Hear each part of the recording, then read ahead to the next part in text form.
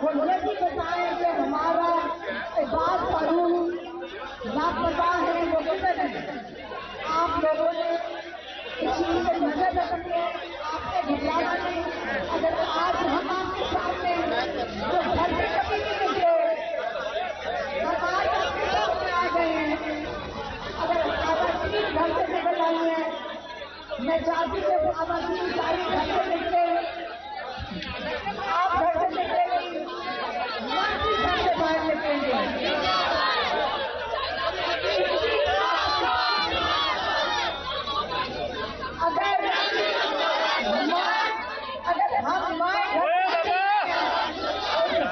अगर हम माए घर से बाहर निकल आएंगे, हम चाहते हैं आप मत डरे, हमारे पर दहशतगर्दी के केसेस हैं। नीचे रख के बना लो, नीचे रख।